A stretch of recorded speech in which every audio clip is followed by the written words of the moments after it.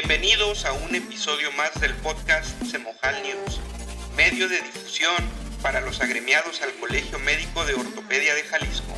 Comenzamos.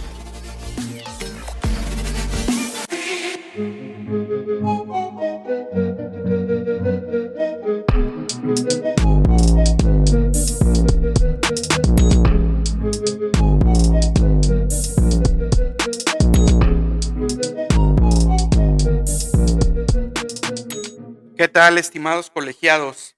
Bienvenidos a un episodio más del podcast Semojal News, medio de difusión digital para los agremiados del Colegio Médico de Ortopedia de Jalisco. Ahora, recién habiendo terminado nuestro curso anual, retomamos estas actividades y tengo el gusto de contar con la presencia de la doctora Ana Cristina King Martínez. Con la doctora King estaremos hablando de temas relacionados con la cirugía de pie y tobillo. Y antes de continuar, me gustaría comentarles que nuestra invitada del día de hoy es médico cirujano por la UNAM en la Facultad de Medicina, evidentemente. Tiene especialidad en ortopedia y traumatología, la que realizó en el Hospital Magdalena de las Salinas, también avalada por la UNAM. Tiene alta especialidad, un fellowship en cirugía articular de hombro y rodilla en una clínica de mucho prestigio en Francia. Tiene maestría en gestión hospitalaria, está diplomada SQUIL por la Universidad de Harvard, es expresidente de la Sociedad Mexicana de Cirugía de Pie y Tobillo y, como si fuera poco, es coordinador de Latinoamérica de la Sociedad de Cirugía de Mínima Invasión de Pie y Tobillo desde este 2004. Bienvenida, doctora Ana Cristina, ¿cómo estás? Qué gusto saludarte. Hola, ¿qué tal? Igualmente, mucho gusto y muchas gracias por la invitación para poder platicar con ustedes. Pues muchas gracias. Siempre, ahora sí que manteniendo la gran calidad que tenemos con nuestros ponentes, en este caso evidentemente no es la excepción. Y bueno, qué privilegio contar con una persona tan destacada en el área de la cirugía de pie y tobillo. Doctora, hablar de cirugía de pie y tobillo pues es un mundo de información, definitivamente. Y técnicas y variantes y demás, pero yo creo que algo que siempre nos tiene como con la inquietud a los que practicamos ortopedia en general, por decirle de alguna manera, que así se le tiende a decir para, pues para los que hacemos un poquito de todo y no tenemos alta especialidad en nada, es todo el paradigma que existe alrededor de la cirugía de mínima invasión del antepié. Y yo creo que, pues con esto, intentando ahora sí que como cerrar el tema, pues en realidad no se cierra tanto y se abre a una gran posibilidad, a una gran cantidad de posibilidades, perdón. Entonces, aprovechando, doctora, que estás muy involucrada no solo en la cirugía de pie y tobillo, sino en la cirugía de mínima invasión, me gustaría que nos dieras un panorama de qué se trata o en dónde estamos actualmente después de este gran boom que hubo del manejo de mínima invasión del antepié, de las enfermedades del hallux, por ejemplo. Muy bien, claro que sí. Pues muchísimas gracias otra vez por esta invitación y por la oportunidad de compartir un poquito lo que para mí quiere decir esto de la cirugía de mínima invasión de pie, ¿no? Sí, Y creo que ahorita es muy importante porque como tú lo dices, se está abriendo otra vez un boom, ¿no? Muy grande de esta cirugía y a veces como que no nos queda claro qué es lo que estamos diciendo cuando decimos cirugía de mínima invasión, ¿no? Entonces mi idea es exacto. un poco, como transmitirles, digo, lo que yo entiendo y lo que yo he vivido de este tipo de cirugía y cómo vemos hacia dónde va, ¿no? Esta cirugía. Entonces, todos tenemos la idea como que son procedimientos más o menos nuevos, ¿no?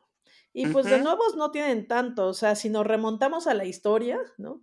Estos sí, procedimientos iniciaron con los podólogos en Estados Unidos alrededor de sí, 1940 a 45 por ahí, ¿sí? ok, Entonces, ellos lo empezaron a usar, o sea, empezaron a tratar de utilizar estos instrumentos, sobre todo para quitar primero las tumoraciones que tenemos subunguales, ¿no?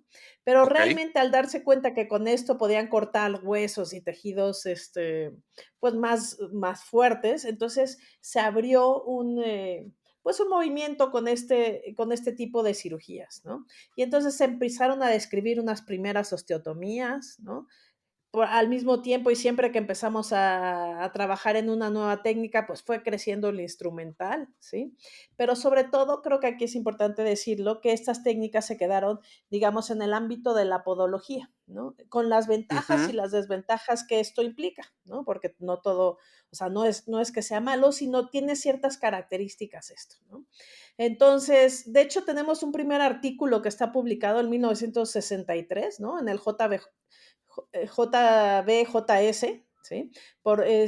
Que nos hablaban de una primera técnica percutánea para el hallux, ¿no? Entonces, ya tienen Ajá. un tiempo, por eso les digo, de nuevo Sí, que nada, de ¿no? nuevo no tiene gran cosa, claro. Exacto, pero bueno, ¿qué pasó con esta cirugía, no? Entonces, durante todo este tiempo y digamos más o menos hasta los 80, el problema es que se empezó a hablar mucho de esta cirugía, te digo, todo este ámbito de los médicos podólogos, los podiatras más bien, ¿no? Hay que recordar Ujú. que en Estados Unidos, pues esto es una especialidad, ellos pueden atender todas las patologías del pie y hasta la meseta tibial, digamos, ¿no? Entonces ellos Okey. tienen una cancha muy amplia para atender problemas en el pie.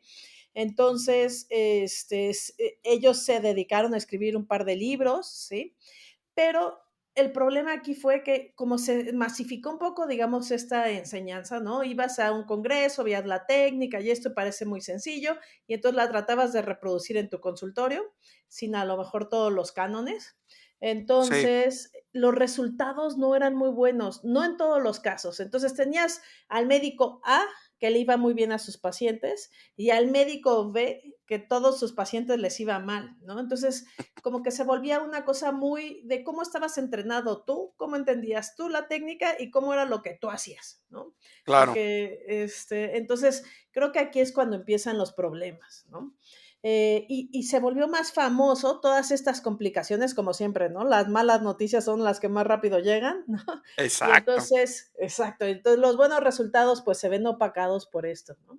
Y es más, en 80, Kenneth Johnson, que en ese momento era pues editor del Foot and Ankle International, ¿no? Que es el órgano de difusión de la Sociedad Estadounidense de Pie y Tobillo, y escribió un artículo que se llama no menos que El pie mutilado y la charlatanería, refiriéndose a la cirugía de mínima invasión. Entonces, ¿te ¿Qué imaginas? O tal? sea, el impacto que tiene este artículo, ¿no? Entonces, él Claro. dice que pues, esto es una cosa que está extraída de algún lugar que no se puede reproducir, que los resultados son malos, que quienes se dejan operar con estas técnicas están condenados a, pues básicamente a no poder caminar bien el resto de sus vidas, ¿no?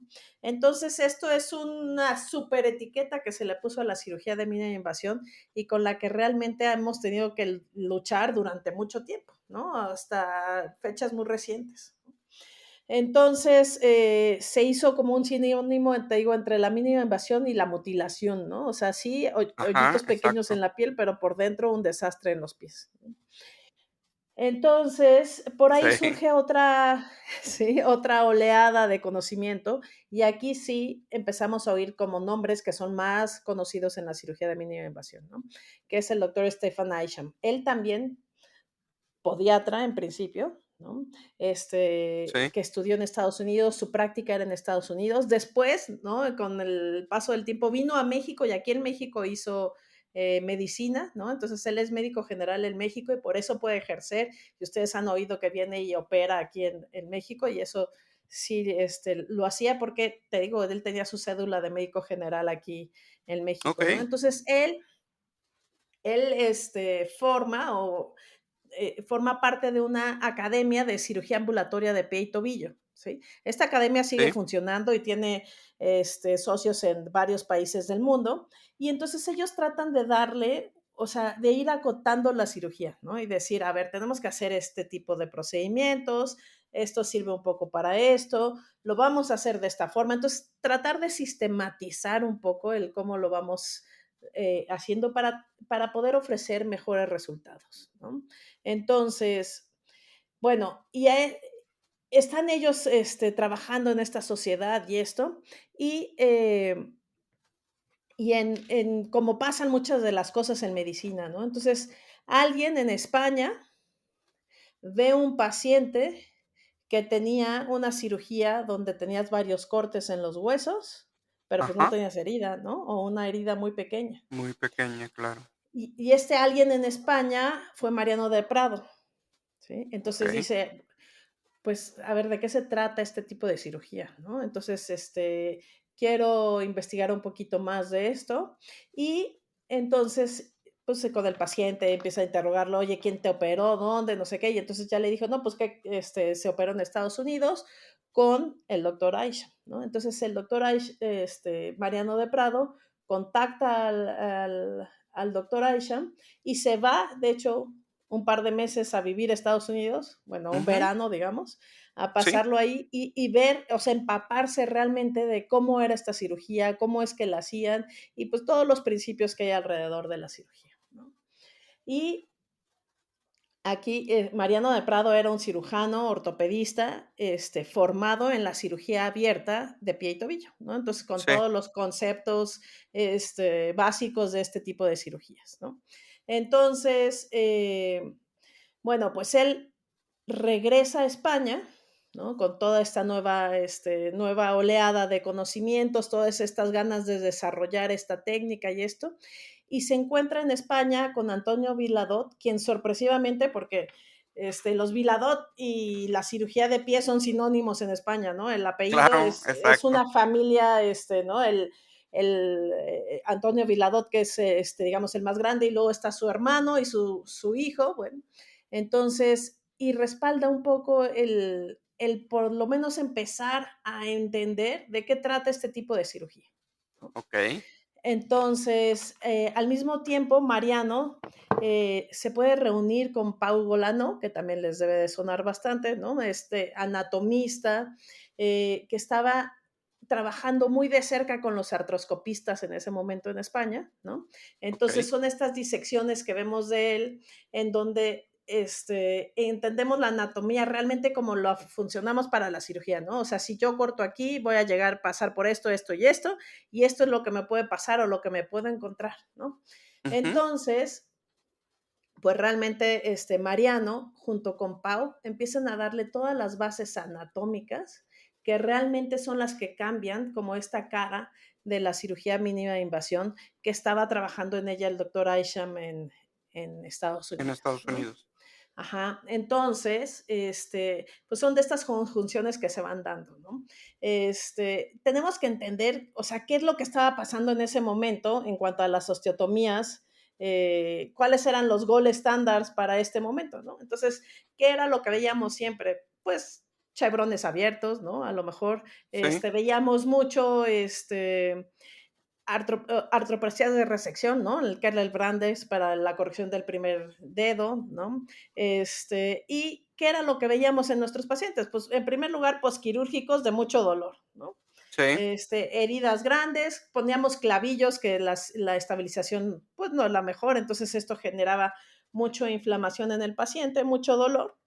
Y pues eso era el momento, lo que teníamos en ese momento para hacer pues nuestro gol estándar, ¿no? Entonces se enfrenta esta cirugía en la que también podemos hacer cortes y demás en los huesos, poder corregir nuestras deformidades, pero el dolor claramente era más bajo porque no teníamos estas incisiones tan grandes, ¿no? Ujú, así es. Entonces, bueno, pues de aquí empieza el doctor de Prado a picar piedra, ¿no?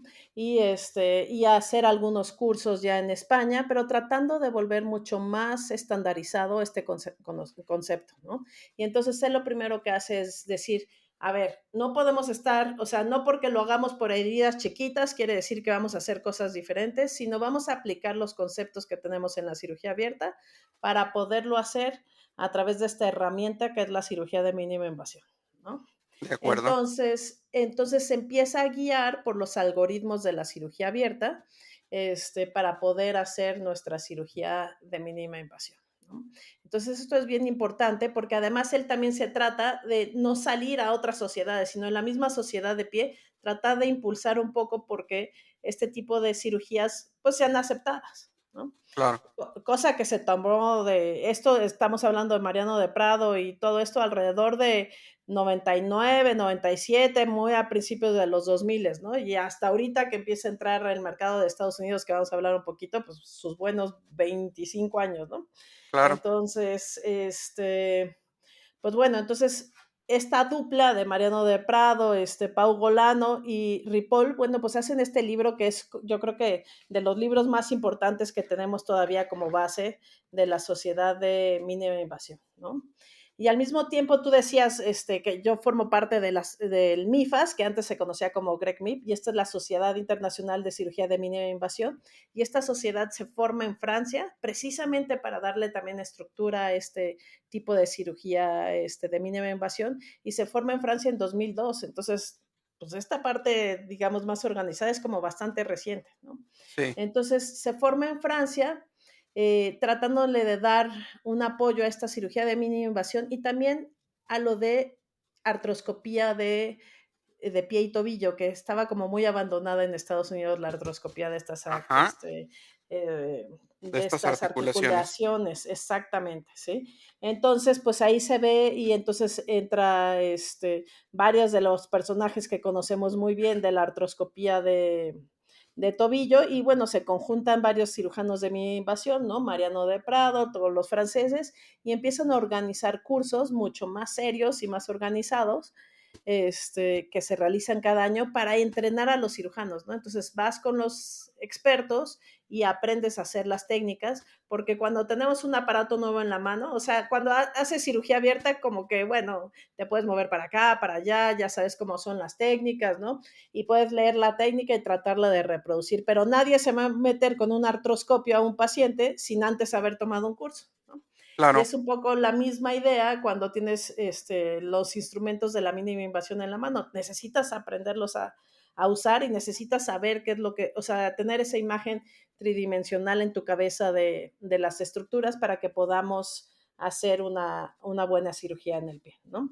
Entonces, esto se concreta en el 2002 y se empiezan a hacer, te digo, estos cursos cadavéricos que se siguen haciendo hasta esta fecha. Hay un curso todos los años en Barcelona, un curso todos los años en Burdeos y ahora en los últimos 3 años se ha abierto esto, ya hicimos un curso aquí en México, están empezando a haber cursos en Estados Unidos, en Brasil y así en varias otras partes del mundo, tratando de replicar esta técnica, pero ya con un entrenamiento mucho más formal, ¿no? Entonces, yo creo que uno de los problemas que ha enfrentado la cirugía de mínima invasión, en primer lugar, es esto del nombre, ¿no? ¿Cómo se llama? Tú lo has oído por seguro por muchos nombres, que sí es cirugía de mínima invasión, ¿no? Como sí, cirugía percutánea también, ¿no? cirugía de mínima incisión, ujú, Cirugía de mínima incisión y luego le dicen, o sea, los pacientes llegan y te preguntan, oiga, oye, ¿usted hace eso de la cirugía láser? de la cirugía láser, claro. ¿No? Y pues yo no sé, pero yo no he oído que nadie corte huesos con láser, no sé Así si es, tú no sí, ¿no? existen las cirugías con láser para los huesos. Exacto. Exacto. Entonces, como que, pues mínima invasión es, digamos que, o sea, si Debatible. ustedes han, sí, exacto, porque si ustedes han visto una radiografía de los procedimientos de mínima invasión de un antepié, digamos un antepié complejo, pues es todo menos mínima invasión, ¿no? O sea, a lo mejor entraste por unos hoyitos chiquitos en la piel, pero adentro Sí, hiciste 15 osteotomías en el pie, entonces, pues bueno, el nombre ahí, ¿no? Entonces, claro, probablemente esto ha sido una de las limitantes, ¿no? En la bibliografía brincas de un tema, o sea, de un nombre a otro, y esto hasta es difícil de homogeneizar, digamos. Y además, mucha gente, como lo primero que hubo de mínima invasión fue estas osteotomías de Robert y Nisham, entonces automáticamente piensas, mínima invasión, pues es la osteotomía distal del metatarsiano, ¿no? Y no es así, ¿no? O sea, mínima invasión o cirugía percutánea, o lo que debería de ser es la cirugía, sí, percutánea o de mínima incisión, es que tú ujú, entres a través de heridas pequeñas en la piel, ujú, respetes los tejidos blandos, pero adentro tú puedes decidir dónde necesitas y cuál osteotomía es la que vas a usar en base a los cánones que tenemos de la cirugía tradicional, ¿no? claro, Entonces yo creo que eso es bien importante tengamos esta idea, ¿no? Porque a veces hasta mis residentes, ¿no? Dicen, ¿y este paciente aquí vino? Ah, vino a una cirugía percutánea y eso ya. Digo, ¿y qué? O sea, vino porque le Ujú, duele el pie y le voy a operar el pie, pues muchas gracias, ¿no? Pero claro. ¿qué más le vamos a hacer? O sea, ¿qué es todo? ¿Cuáles son todos sus diagnósticos? ¿Qué le vamos a hacer? Entonces, y la cirugía percutánea ha evolucionado no solo a quedarse en el antepié como empezó, sino ya tenemos también medio pie, retropié, ya hacemos artrodesis, ¿no? A lo mejor hasta de tobillo podemos llegar con estas cirugías de mínima invasión. Ujú, Entonces, pues el límite ha ido creciendo, ¿no? De qué es lo que podemos hacer. Y ustedes a lo mejor también han visto esto de cirugía de primera, segunda y tercera generación, no sé si lo has oído, y en sí, algunos claro. de los artículos se refieren a esto. Entonces, esto es realmente la evolución que hemos tenido en esta cirugía de mínima invasión, ¿no? Cómo ha ido cambiando. Entonces, digo, para darnos una idea, por ejemplo, lo de mínima invasión de primera generación, entonces estaríamos hablando para el primer dedo, porque en general esto se basa en el primer dedo, Sí, eh, hablando de la osteotomía tradicional de Reverdination, ¿no? Entonces, esta osteotomía que le haces oblicua a nivel de la cabeza del primer metatarsiano, ¿sí? Y que no vas a usar ninguna fijación, ¿no? ajá, que Entonces, es únicamente con el vendaje. exacto. Y entonces Sí, yo, o sea, me le he pasado en los congresos diciendo, bueno, y el cirujano tiene que poner los vendajes, y es el 50% de tu cirugía, etcétera, etcétera. Y esto es porque no ponemos fijación. Entonces, sí, ahí tu exacto, osteotomía tiene que ser estable en sí misma exacto, y tienes que cuidarle los vendajes al paciente. Entonces, tu consulta tiene que crecer porque lo vas a tener que estar viendo una vez a la semana, y etcétera, ¿no? Y este tipo de cirugía sabemos, ¿no? En los artículos que tenemos en la bibliografía, que describimos desde un 5% hasta 75% de complicaciones, o sea, un mundo completamente sí, diferente, ¿no? amplísimo, exacto. Entonces, ¿qué le Es vas un a decir a tu paciente? Oye, te vas a echar un volado, ¿no? Para hacer, exacto, ¿no? una ruleta rusa. Exacto, ¿no? Entonces, bueno, también tendríamos que ver cuáles complicaciones, algunos desplazamientos secundarios y esto, pero bueno, esto es lo que es, ¿no? Una osteotomía que debe ser estable en sí misma y que no tiene fijación, eso diríamos que es una primera generación, ¿no? Okey, Ahora, ¿cuáles son las de segunda generación? Entonces, ahí vamos a hablar, por ejemplo, de osteotomías también distales, pero como el Bosch, ¿no? Entonces, es okey, una técnica que se popularizó muchísimo en Argentina, ¿no? Entonces, haces una osteotomía transversal, también subcapital, desplazas la cabeza y pones como un clavo centromedular para que se mantenga ese desplazamiento, ¿sí? okey, Entonces, tienes algo de estabilización, pero la osteotomía sigue sin ser, digamos, completamente estable, ¿no? sí, ¿Cuál es el problema de cuando no tienes tanta estabilidad? Y es lo que tradicionalmente veíamos con la cirugía percutánea, el edema, ¿no? Entonces tienes edema durante más tiempo, pues porque ese hueso tiene micromovimientos ujú, que hacen que se inflame un poquito más el hueso, ¿no? Entonces, esto ya lo reportan los artículos como entre el 0 y el 22% de complicaciones. Como quiera es mucho brinco, pero ya por lo menos nos vamos acotando un poquito más, ¿no? sí, Y bueno, pues ahora, ¿qué es la tercera generación que se supone que es en la que estamos ahora, ¿no? Entonces, todo esto es, por ejemplo, hacerle chevrones, ajá, hacer un scarf o la mica, que es ahora la más famosa de todas las osteotomías que hacemos por mínima invasión, en la que tú puedes poner una fijación que puede ser tan estable como cuando lo ponemos por cirugía abierta y entonces la recuperación, o sea, el edema va a ser mucho más pequeño en nuestro pie y los sí, resultados van a ser mucho más predecibles y se comparan exactamente con los resultados que podemos tener con la cirugía abierta, ¿no? Entonces, esto es como ha ido evolucionando nuestra cirugía de mínima invasión si nos referimos específicamente a la cirugía del primer dedo, ¿no? Entonces se vuelve mucho más reproducible, mucho, o sea, puedes ofrecerle al paciente, o sea, sí, ya sé que no se me va a complicar de entre el 5 y el 75, sino mis complicaciones van a estar ahí alrededor del 5%, igual que en una cirugía abierta, ¿sí? Y podemos hacer también ya otros principios como son las artrodesis y esto también por cirugía de mínima invasión porque tenemos nuestros tornillos canulados que son realmente para que nosotros podamos hacerlo a través de heridas pequeñas, pues no podamos poner una placa, ¿no? Entonces tenemos que usar estos exacto. tornillos canulados, que son, digamos que el material por excelencia con el que fijamos las osteotomías con la mínima invasión, ¿no? Entonces, ¿qué otra cosa ha ido cambiando con estas generaciones de las osteotomías? Bueno, ha ido cambiando un poco los principios también, porque si tú ves la osteotomía de Mika, esto de Mika es, si ustedes la han visto, es la osteotomía también distal del metatarsiano, Ujú. puede ser en un chevron o en una oblicua, y con el desplazamiento del 100% de la cabeza. O sea, se tocan apenas la cortical lateral del metatarsiano con la cortical medial de la cabeza, ¿no? Entonces, y Sí, hasta allá va la cabeza, entonces tenemos una corrección muy grande angular, ¿no? Pero pues con ese desplazamiento estás de acuerdo que tenemos que tener una super fijación, ¿no? Porque si no se exacto. nos mueve para todos lados esa cabeza, bueno, y entonces ahí ponemos dos tornillos que además los estabilizamos con tornillos 5-0 o 4-0, ¿no? Para esas alturas, uno y uno. Y esto nos cambia un poquito el principio, porque normalmente nuestros cánones tradicionales, si tú ves los algoritmos de Viladot, justamente estábamos hablando de Viladot, es que si yo tengo un desplazamiento mínimo, ¿no? Un ángulo intermetatarsiano pequeño, perdón, entonces voy a hacer osteotomías distales, ¿sí? Si tengo un desplazamiento moderado, pues puedo hacer a lo mejor una diaficial o así, dependiendo también de la inclinación de la articulación de la cabeza. Y si tengo un desplazamiento, una apertura muy grande entre el ángulo intermetatarsiano, necesito osteotomías más basales, ¿no? Más hacia la base del Más primer dedo. proximales, sí. Exacto. Entonces, la mica cambia este principio porque desplazo tanto la cabeza que me corrige todo el ángulo, aunque yo esté haciendo osteotomías distales, ¿no? Entonces, aquí empezamos a cambiar los principios.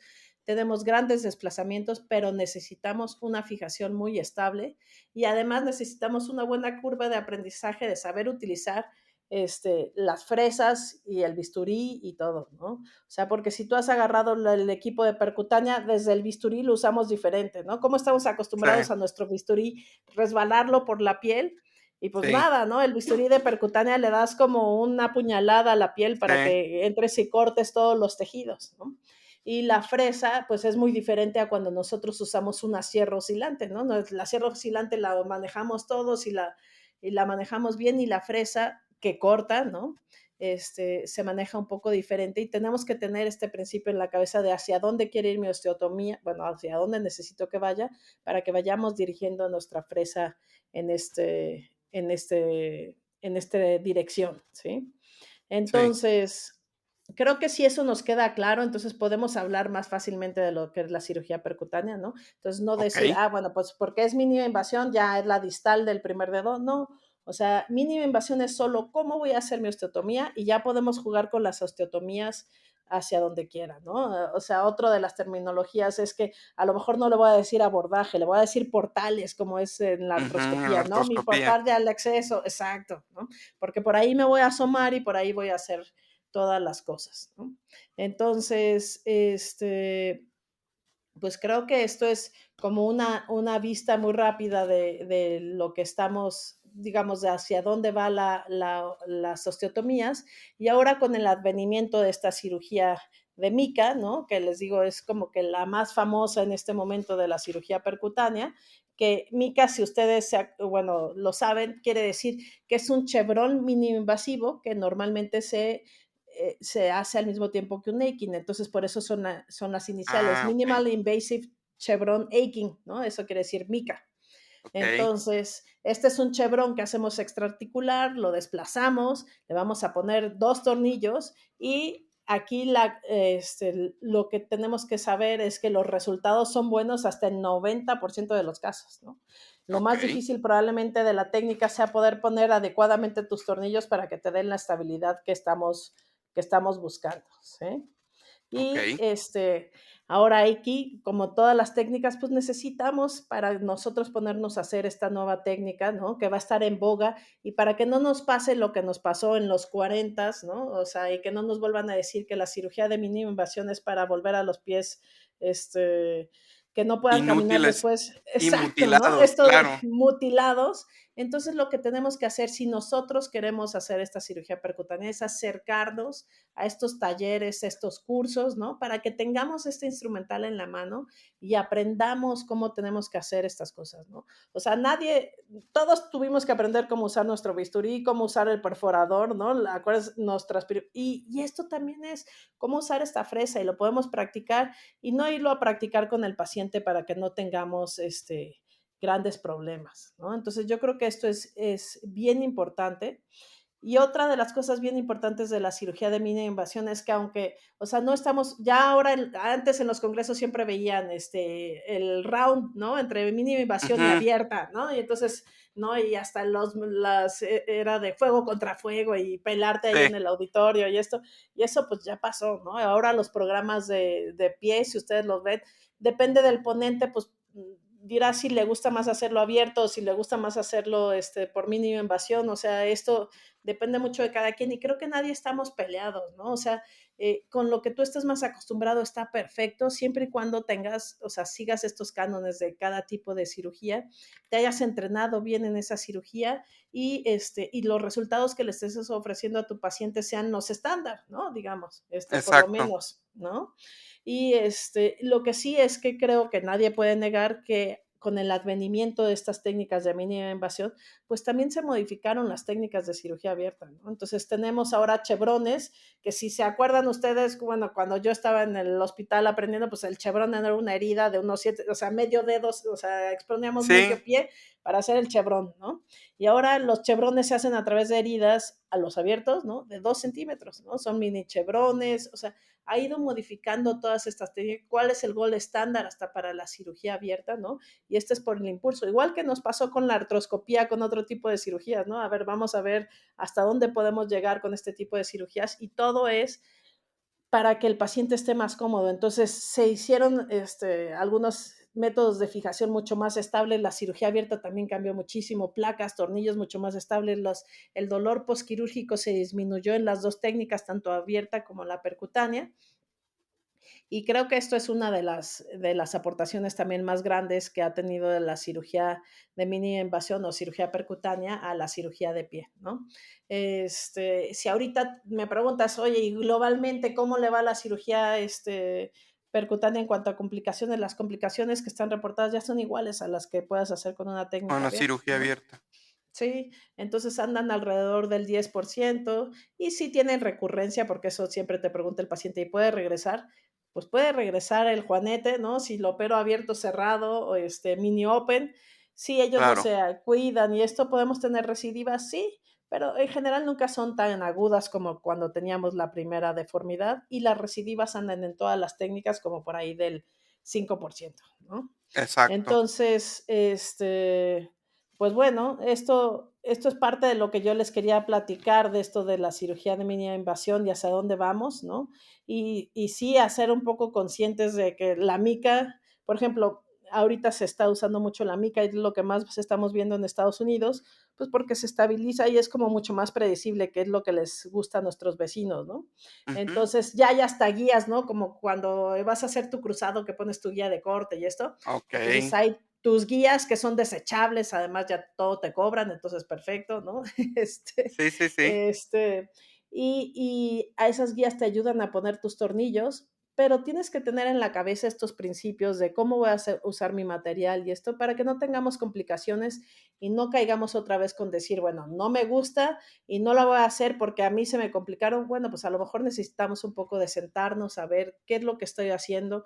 No todas las osteotomías son para todos los pacientes, ¿no? Recordemos que por cirugía abierta y por cirugía tradicional hay más de 250 técnicas para el tratamiento del hallux valgus, ¿no? Entonces, si hay 250 es porque ninguna es para todos, ¿no? Exactamente. Entonces, tenemos que sentarnos, hablar con el paciente, ver qué es lo que quiere, ¿no? Qué está dispuesto o no, que no sea una cirugía nada más cosmética, porque eso, pues en general, nunca van a estar muy a gusto con lo que tengamos después, ¿no? Los dedos siempre se acortan un poquito con cualquiera de las cirugías.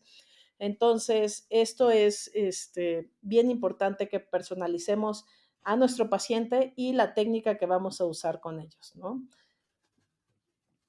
Cualquier ahora que me comentaba esto de la técnica mica del mini chevron Aikin, un pie que se pueda resolver con chevron y Aikin abierto, ¿en automático se puede resolver con mica? Sí, sí, sí, lo podrías resolver con mica o lo podrías resolver también con un, chebrón percutáneo, ¿no? Okey. ¿Y cómo decidir Ujú. entonces, doctora? Digo, me queda Yo cre claro que es necesario que el cirujano tenga la curva, tenga el conocimiento y sea eficiente con este tipo de técnicas. Más bien, a lo que me refiero es qué tan factible es poder universalizar este tipo de tratamiento para los pacientes que buscan atención de las deformidades del hallux. ¿Es yo caro? creo yo creo que no tenemos ninguna limitación para hacer una cosa y otra. Y justo esto que estabas tocando, lo del caro, o sea, yo Ajá, cuando llegué a México, este, me empecé a hacer de más pacientes de pie y tobillo, justo porque yo hacía la cirugía de mínima invasión, que en ese momento hacía más, sí, Reverend Isham, que ahora ya casi no hago, y hacía mucha osteotomía de la base, que le ponía 2 clavillos, ¿no? ujú, Entonces, mis vecinos, yo soy vecina geográficamente con el Instituto Nacional de Rehabilitación, okey, entonces, si mi presupuesto para operar a un paciente, antes que no teníamos la gratuidad universal y estas cosas, ujú, era de 3,000 pesos, sí, el presupuesto de mis vecinos era como de 30,000 pesos para operarle un juanete. ah, caray, Entonces, o sea, en ese momento que ya estaban usando placas y tornillos, mucho más avanzados, pues el presupuesto es carísimo, ¿no? sí, Ahora, si me dices, ahora la cirugía percutánea sigue siendo tan barata, pues te digo que con la mica ya inventaron hasta las guías que son desechables y luego los tornillos canulados y los tornillos canulados con la cabeza biselada, que esos están más caros que ninguna otra cosa. Entonces, cada que usamos más juguetes dentro sí, de la sí, cirugía, pues esta se va encareciendo, ¿no? Entonces, podemos hacer una cirugía percutánea más económica, igual que podemos hacer, por ejemplo, con la cirugía abierta, pues en vez del tornillo canulado o la placa le voy a poner un clavillo, bueno, pues ujú, y podemos hacer cirugía percutánea más cara, ¿no? Entonces, eso sí se puede adaptar al presupuesto. Ahora, digamos, no podemos hacer mica, con clavillos, ¿no? Pero sí claro. podemos adaptar otro tipo de osteotomías, con los clavillos, ¿no? Entonces, depende mucho del paciente y qué es lo que podamos hacer. Ahora, si tú me dices, un paciente con una deformidad muy grande y que no tiene presupuesto para comprar unos tornillos, pues entonces yo te diría, bueno, pues a lo mejor hay que hacerle una osteotomía de la base o una doble osteotomía, o sea, de la base más un reverdination o un chevron distal, que lo podemos fijar con 2 clavillos y el presupuesto va a ser mucho más accesible, ¿no? Ahora, Exacto, para la percutánea, ¿qué sí necesitamos tener? Que a lo mejor puedes prescindir de ello en la abierta, un el fluoroscopio. O sea, no fluoroscopio. puedes Sí, hacer, exacto, no puedes hacer una cirugía percutánea sin tener el fluoroscopio en la sala, por más que hayas hecho 2,000 cirugías en el último año. O sea, hay pies que, o sea, hay unos que sí tocamos y las salientes óseas y hay otros que no te das tanta idea. Y la verdad es que siempre tenemos que tener una confirmación de dónde estamos antes de hacer nuestras osteotomías, ¿no? Creo que eso es un canon de seguridad que tenemos que mantener. exacto. Pues sí, sí cambia mucho el panorama, ya platicando de la evolución y de las técnicas y sobre todo de las generaciones, creo que se plantea ya una situación menos árida o menos conflictuante para la resolución de este tipo de problemas, porque como bien dices, pues esa era la situación, ¿no? De decir, híjole, es que le hicieron mínima y le destrozaron el pie, le destrozaron el dedo, ya no tiene forma, tiene unas complicaciones terribles y ahora ya nadie le quiere entrar. Pero porque nos quedamos con esa idea de los vendajes y de que todo dependía del vendaje y de que no se fijaban. Y pues sí, era una cosa que era más como artesanal anecdótica, siento yo. Ahora teniendo esta gran posibilidad de toda la experiencia publicada, de todo lo que se ha logrado, de cómo han avanzado las técnicas y demás, pues sí cambia mucho el panorama y sobre todo esto, de que es incluso posible que pueda ser un presupuesto más accesible con una técnica percutánea de mínima incisión a una técnica abierta con los implantes más modernos y más costosos del mercado, ¿verdad? Sí, pues eso dependerá de qué es lo que quieres usar en tu cirugía, ¿no? Entonces, los presupuestos sí pueden ser súper variables. Pero bueno, otra vez, no creo que eso deba de normar cómo es que vamos a operar a nuestro paciente, ¿no? Entonces, yo creo que tiene que normar es qué necesita nuestro paciente y después qué es lo que yo realmente tengo capacidades para poderle ofrecer. Entonces, toda esta información de la que acabamos de platicar y de cómo ha evolucionado y cómo se han llevado a cabo las diferentes generaciones de cirugía percutánea, pues sí definitivamente rompen el paradigma de lo que estábamos acostumbrados o de lo que conocíamos y reconocíamos como la cirugía de mínima invasión y esa amplísima posibilidad de complicaciones que se comentó hace un momento. Cuando podemos hablar de que la tasa de complicaciones se ha logrado equiparar a la cirugía abierta, yo creo que sí estamos en un momento donde vale mucho la pena que nos involucremos con esta nueva posibilidad de tratamiento, ¿verdad? Así es. Yo creo que todos tenemos que tener por lo menos en mente este tipo de herramientas, ¿no?